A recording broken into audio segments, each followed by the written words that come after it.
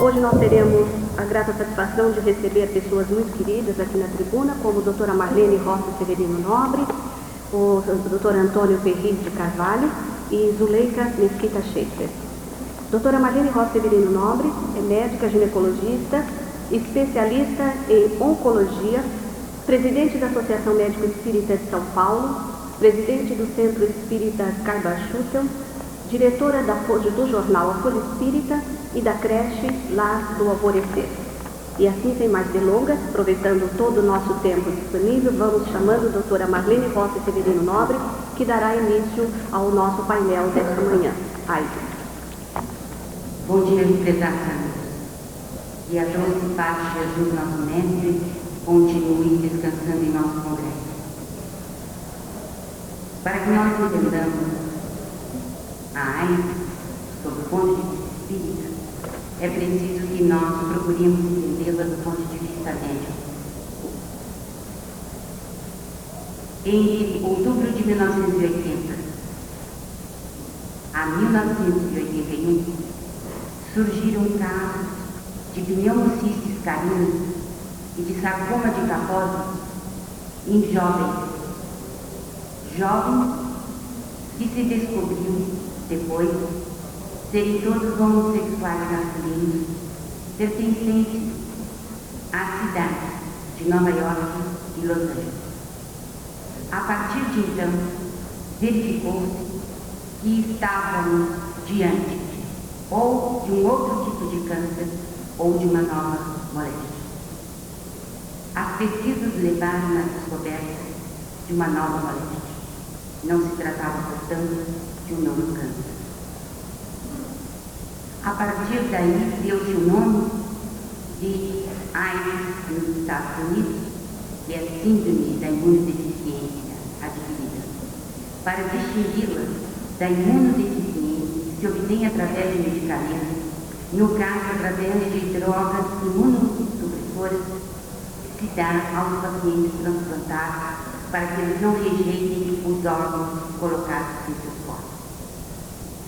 A imunodeficiência adquirida, constatou-se igualmente, atingia principalmente uma faixa muito jovem da população. A partir de então, desencadeou-se uma pesquisa no mundo inteiro, principalmente nos países do primeiro mundo. Vamos descobri-la aonde? Por onde ela veio? Da onde surgiu? Penso que ela tenha vindo para os Estados Unidos a partir do Haiti. Trabalhadores do Haiti foram até a África Setentrional, nos Aires, e trouxeram uma moléstia de lá, onde ela é endêmica.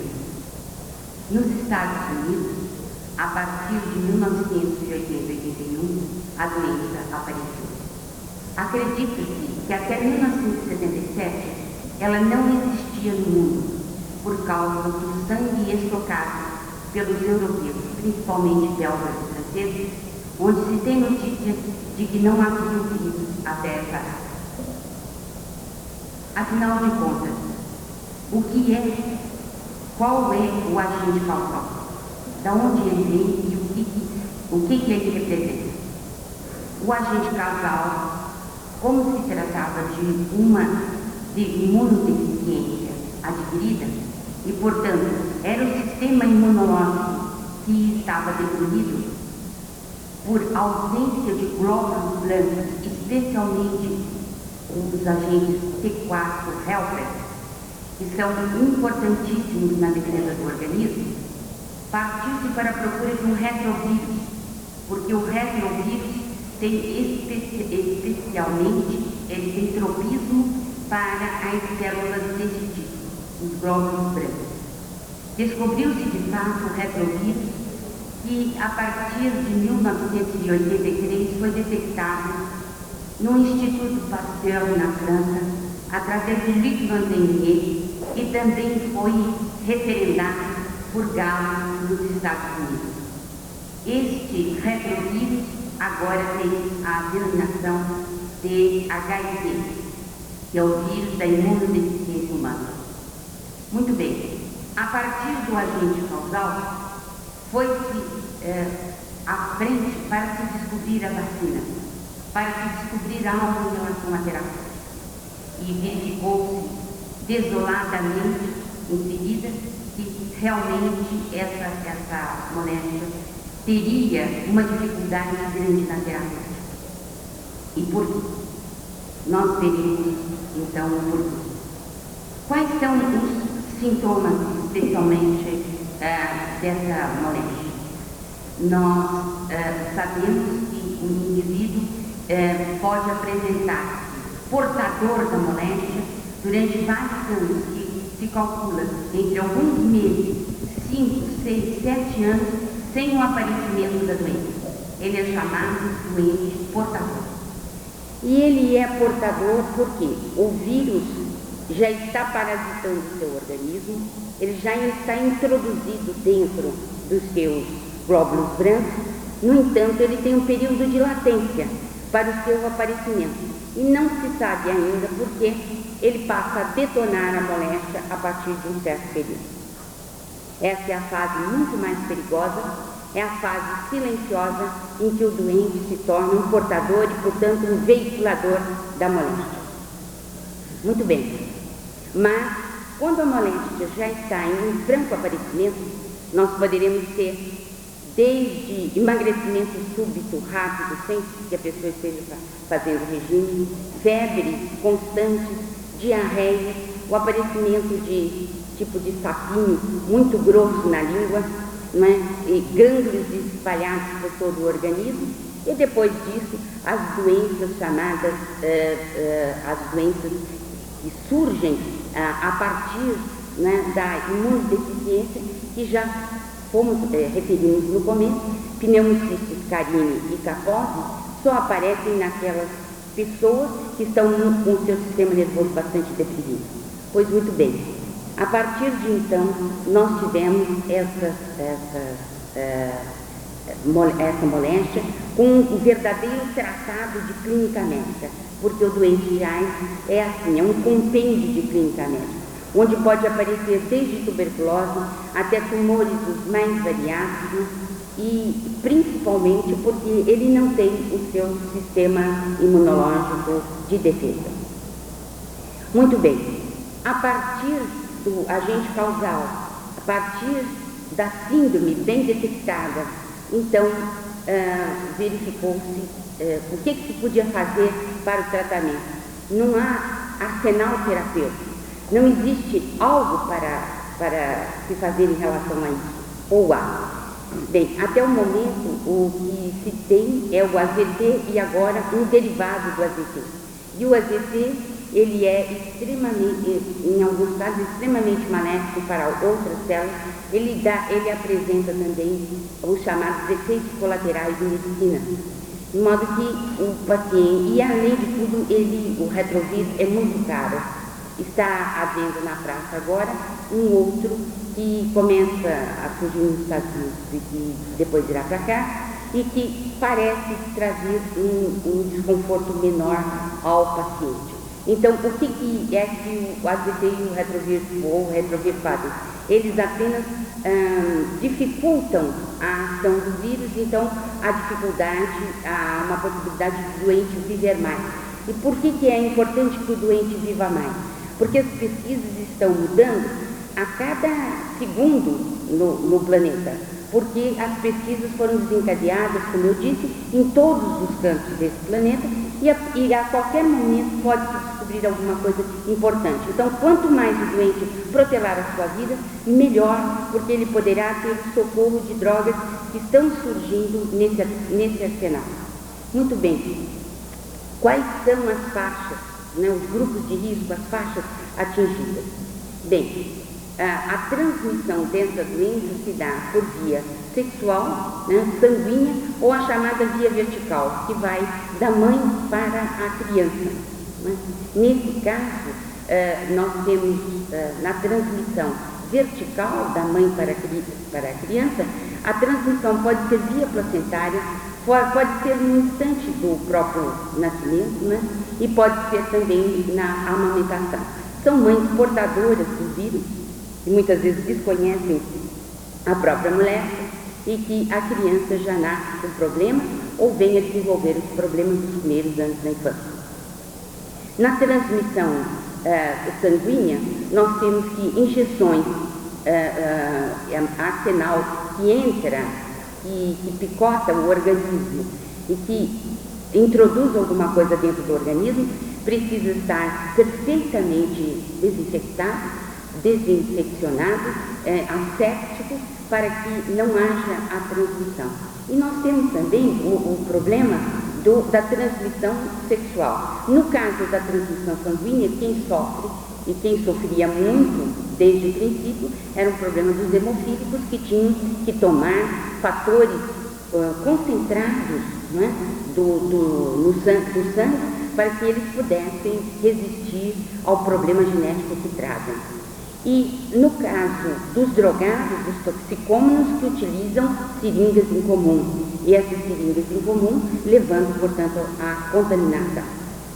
No caso da transmissão sexual, é principalmente o homem quem transmite através do sêmen, embora na vagina da mulher, principalmente de prostitutas, constatou-se um grande concentrado de vírus da AIDS. Então, o que ocorre é que na via sexual, principalmente os homossexuais, nós temos em torno de mais de 70% por essa via sexual, e nessa via sexual os homossexuais ainda são os maiores disseminadores da moléstia. E por assim dizer, os bissexuais, aqueles que têm relações com homens e de mulher, levando principalmente a população feminina um grande perigo. Então, o concentrado no sêmen é muito maior. E nessa transmissão sexual, o que ocorre é o seguinte: a mulher, quando ela tem lacerações na vagina, ela tem mais possibilidade de transmitir ao homem, porque o líquido vaginal, como eu disse, ele tem um concentrado menor. E no caso da transmissão sexual nos homossexuais, o que ocorre é que o ânus não foi feito para o coito. E no caso do coito anal, o que ocorre são as lacerações, que levam ao aparecimento de sangue e, portanto, a maior possibilidade de infecção. Há também no coito anal a depressão do sistema imunológico, já comprovado através da ciência, através da pesquisa médica. Dessa maneira, nós temos um quadro em que existem comportamentos de risco, né? Existem grupos de risco, comportamentos de risco. Bem, como é que está sendo a terapêutica? Nós nos referimos apenas a um remédio, o AZT, que dá a possibilidade de talvez uma sobrevida maior. Mas já se perdeu a esperança? De forma alguma. Os laboratórios estão trabalhando em manipulação genética, né? Então a genética, a terapia genética, ela é especialmente importante, né, no tratamento do problema da AIDS. E por que a terapia genética é importante? Ou a engenharia genética, ou a manipulação? É porque pode-se chegar a proteínas do vírus sem se constituir o vírus todo, o que dá a possibilidade de infectar esse vírus, entre aspas, né, esse meio vírus, para que se produza os anticorpos contra esses vírus e então introduza-se no organismo humano. Mas a dificuldade muito grande é que o retrovírus ele é extremamente mutante. Ele muda demais, ele varia demais. Então, quando você descobre uma vacina para aquele tipo de vírus, ele já muda imediatamente e ele passa a exercer um outro tipo de atividade. Portanto, a dificuldade está sendo essa, senão a ciência já estaria com o problema resolvido. Então, o que eles manipulam hoje nos laboratórios e contam com essa possibilidade é de realmente conseguir uma vacina que possa estar ligada à mutação do próprio vírus.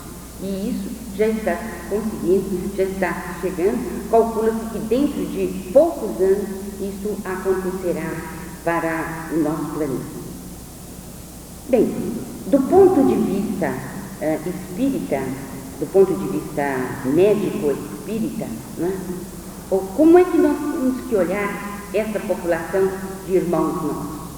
A doutrina espírita prega a fraternidade pura e, portanto, todo tipo de discriminação não pode ser cultivado em nenhuma área espírita. Assim sendo, os nossos irmãos portadores de AIDS, frente a eles, nós estamos diante de companheiros nossos de evolução e que podem ter um problema em determinada área, por exemplo, e nós poderemos ter problemas em outras áreas e que sejam graves também. Então, vem à nossa mente, ao nosso coração, ao nosso cérebro, igualmente, a lição do Mestre Jesus, quando na praça pública levantou a mulher que ia ser apedrejada e disse ao público, especialmente masculino, que atirasse a primeira pedra aquele que estivesse sem pecado. Ninguém ficou na praça, desde os mais velhos aos mais jovens. E igualmente nós surpreendemos o próprio Mestre quando diz: nenhum ímpio se perderá. E quando no próprio Evangelho da Vida nós recolhemos que o sol nasce para os justos e os injustos, a chuva cai sobre os ímpios e sobre os justos. De modo que o que nós temos diante do paciente aidético deve ser o mesmo entendimento, o mesmo amor que temos para com a própria humanidade, dentro do sentido de caridade que nos explicou Kardec. Bem, como é que nós poderíamos analisar a questão do homossexualismo à luz da doutrina espírita? Nós sabemos que nós somos potencialmente homens e mulheres, tanto do ponto de vista fisiológico, quando nós temos hormônios masculinos e femininos no corpo da mulher e igualmente no corpo do homem. Nós somos bissexuais potenciais. Isto vem de acordo com aquilo que aprendemos com os espíritos, que nós podemos reencarnar homem ou mulher, dependendo da tarefa que nós temos que executar aqui na Terra. Bem, quando nós estamos diante de casos homossexuais, ensina-nos Emmanuel, aqueles que têm congraçamento sexual com indivíduos do mesmo sexo, nós estamos diante de espíritos que estão realizando longas encarnações, muitas vezes, no corpo feminino ou masculino, e que, num dados instantes de suas vidas, ou durante muitas existências, abusaram do sexo relativo ao sinal feminino ou masculino. Quando abusaram demais em relação a esse sexo, eles renascem numa próxima existência com o sexo fisiológico trocado, mas o psicológico não acompanha. O espírito tem, por assim dizer, uma espécie de algo assim que o constrange, de um constrangimento. E ele passa a ter o seu sinal fisiológico referente a um sexo e o seu sinal psicológico referente a outro. E um grande desequilíbrio se instala, em muitos casos, a partir daí. E isso se dá, informa Emmanuel em Vida e Sexo, a partir do momento em que a mulher, por exemplo, destrói vários lares, vários corações masculinos, a partir da sua própria beleza, ou por aquilo que ela determinou como uma vida de risco, uma vida poligâmica.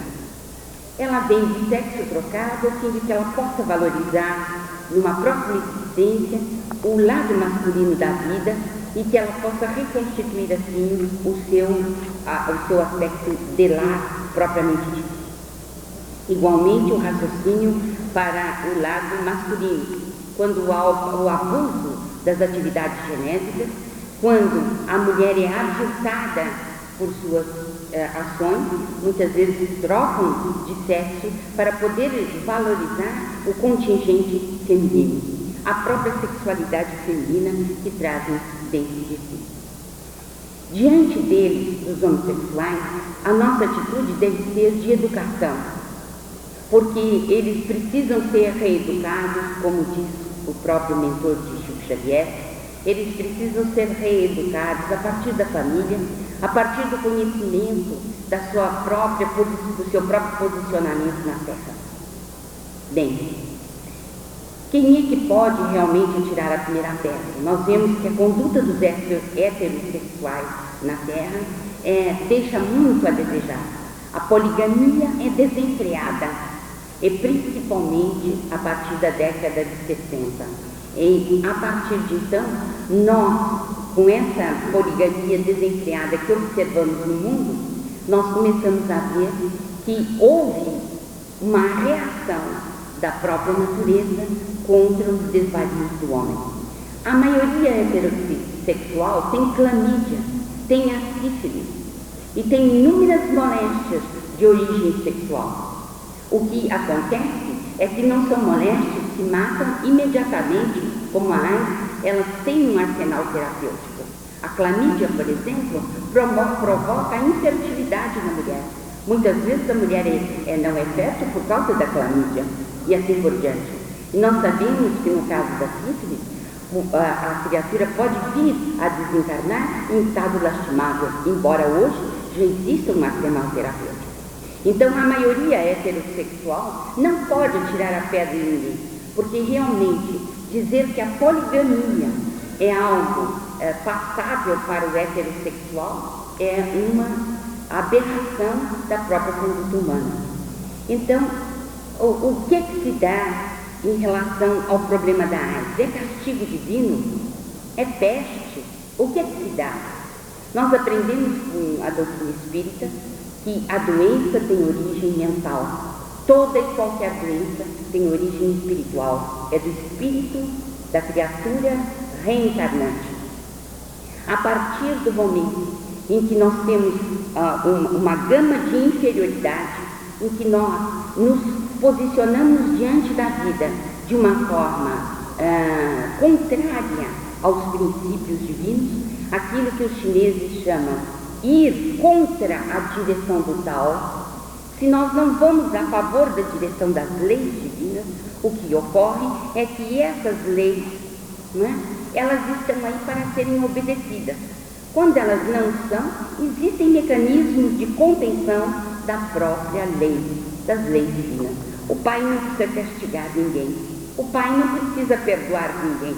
O Pai é tão extraordinariamente grande, tão extraordinariamente absoluto e eterno, que Ele não precisa dessas artimanhas. O que Ele precisa, Ele tem. São as leis naturais, e os mecanismos das leis naturais funcionam. Todas as vezes que nós estamos doentes, se a sociedade está doente, se nós estamos doentes, existem problemas de ordem espiritual em jogo. Mesmo doenças físicas, as mais banais, estão dizendo da inferioridade do globo e da inferioridade do homem. Muito bem, a AIDS está inserida na inferioridade do próprio planeta, na inferioridade do homem e do abuso de leis absolutamente importantes para a esfera humana. Por exemplo, a questão da sexualidade. Chegou o momento do homem tomar sobre si a responsabilidade da contenção. Se nós temos um regime poligâmico, esse regime poligâmico é contrário às leis divinas. O que ocorre, muitas vezes, é que nós temos, diante das leis, uma atitude infantil. Nós achamos, por sermos heterossexuais, que a nossa conduta pode ser infantil, pode ser desregrada. E isso para, vamos dizer, descartar, discriminar outros seres humanos que estão lutando tanto quanto nós estamos. Então, do ponto de vista espiritual, o que ocorre em relação, por exemplo, aos toxicômanos? Eles também estão contrários à lei divina por causa do suicídio indireto. O suicídio indireto através das drogas. Então, há outro aspecto também, no caso de perguntarem, e essas criancinhas que estão nascendo? E esses indivíduos, por exemplo, os hemofílicos, coitados, qual o problema deles? O que eles têm em relação ao karma e à AIDS? Então, nós levantaríamos aqui uma questão que nós, na elucubração, pensamos, seria o caso, será que essas criancinhas não seriam os próprios drogados, ou toxicômanos, ou homossexuais que voltam, principalmente toxicômanos, para que eles possam cumprir um determinado período em virtude do suicídio indireto? Será que isso não está se dando? Outro aspecto dos hemofílicos, certamente é uma pena dolorosa. E eu não estou aqui determinando que o governo ele está descartado da sua responsabilidade. O governo tem que checar o sangue. Ele precisa ir aos hemocentros do Brasil todo e realmente pesquisar para ver se o sangue não tem o HIV.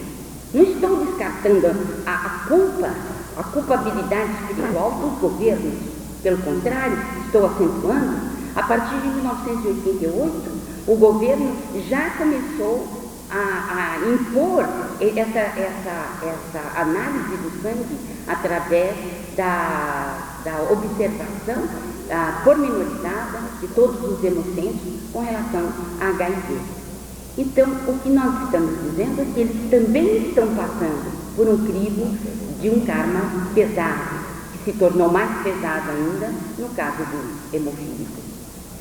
Mas como é que nós poderíamos, como espíritas, atuar nessa área, conhecendo tudo isso? O que nós poderíamos dizer é que o espírita tem o dever, tem a obrigação de conhecer os aspectos médicos gerais. Tem que lutar para que as pessoas compreendam que precisam tomar cuidado, para que haja o uso da camisinha, para que as agulhas sejam descartáveis, para que se tenha o cuidado em relação à saúde. Mas principalmente o espírita tem que trabalhar na área educacional e de caridade em relação aos aidéticos. São duas faixas de atuação. No problema da educação, pode ser feito um trabalho com os jovens, pode ser feito um trabalho em vasta área da população, se nós desencadearmos cursos, se fizermos atividades em que o nosso trabalho possa ser levado a muita gente. E igualmente os centros espíritas podem levar o passe, a água fluida, atendê-los do ponto de vista do coração, do amor, do sentimento de fraternidade. Quantas casas existem de pessoas que pertencem muitas vezes a camadas com dificuldade financeira dentro da nossa sociedade. E eles estão abraçando os nossos irmãos, que muitas vezes estão à míngua de assistência médica, à míngua de assistência afetiva, inclusive nos seus lares.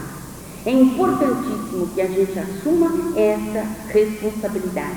E eu me sinto confortada de saber que um segmento da nossa doutrina espírita já está realizando esse trabalho importantíssimo. Então, tem que caminhar no campo da educação e igualmente tem que caminhar no campo da caridade, no campo do amparo, no campo do socorro à criatura humana, no que ela tem de mais necessitado, que é o desamparo em que ela está no momento da doença, no momento da tristeza.